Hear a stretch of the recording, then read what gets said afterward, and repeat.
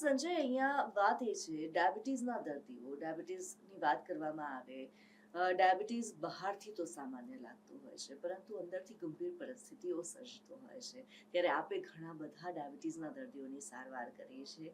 ડાયાબિટીસના દર્દીઓને સામાન્ય પ્રમાણે કયા પ્રકારની જટિલતાઓનો સામનો કરવો પડતો હોય છે? મેં જેવી રીતના શરૂઆતમાં જ વાત કરી કે ડાયાબિટીસ એટલે ઉર્જા આપણા શરીરમાં પાચન ના થાય. શુગર એ ઉર્જાનો સ્ત્રોત કહેવાય છે.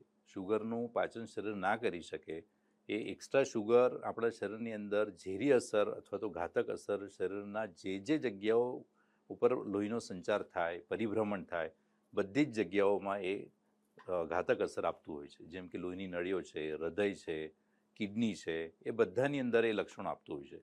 તો એવા કિસ્સાની અંદર એ અવયવ જે છે એનું ફંક્શન, એની કાર્યપ્રણાલી ક્યાંક ને ક્યાંક બગડતી હોય છે.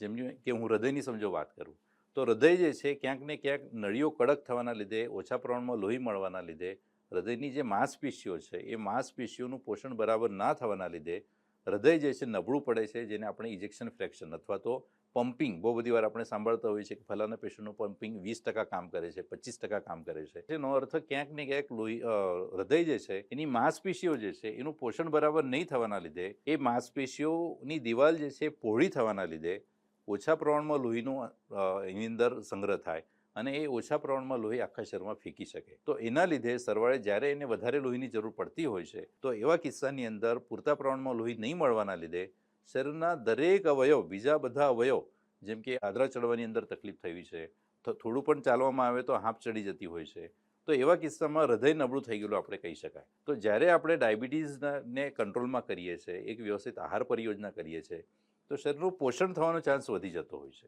એવી જ રીતના ડાયાબિટીસની અંદર એક્સ્ટ્રા શુગરના લીધે બહુ બધી વાર કિડનીઓ જે છે, એ કિડનીઓની ફિલ્ટરની કેપેસિટી જે છે, ક્ષમતા જે છે, એ ક્યાંક ને ક્યાંક ઓછી થતી હોય. તો એવા કિસ્સાની અંદર કિડનીનું ફંક્શન સમજો આપણે ડાયાબિટીસને કંટ્રોલમાં રાખી શકીએ, ડાયાબિટીસના લક્ષણો ઓછા કરીએ, આંકડાઓ સમજો ઘટાડી શકીએ, અનનેસેસરી સમજો મેડિસિન ચાલતી હોય ડાયાબિટીસ કંટ્રોલ કરવા માટે, એની અંદર સમજો આપણે ઘટાડો કરીએ, તો ક્યાંક ને ક્યાંક કિડનીનું ફંક્શન પણ આપણે પ્રિઝર્વ કરી શકીએ, બચાવી શકીએ અને એક નોર્મલ લેવલમાં કિડની કામ કરી શકે એ લેવલમાં આપણે લઈ જઈ શકીએ.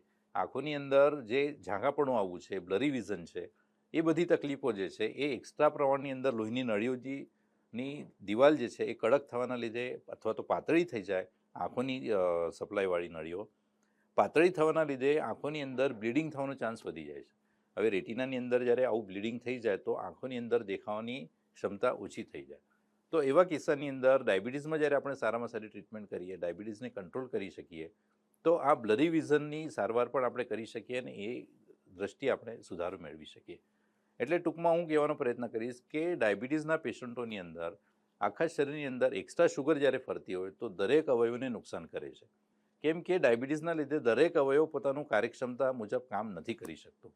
તો એવા કિસ્સામાં જ્યારે આપણે પંચસૂત્ર સારવાર, આયુર્વેદથી સારવાર કરીએ છીએ, પંચકર્મની સારવાર કરીએ છીએ, તો આ બધા લક્ષણોની અંદર વધતા ઓછા અંશે આપણે ક્યાંક ને ક્યાંક સારા રિઝલ્ટ મેળવીએ છીએ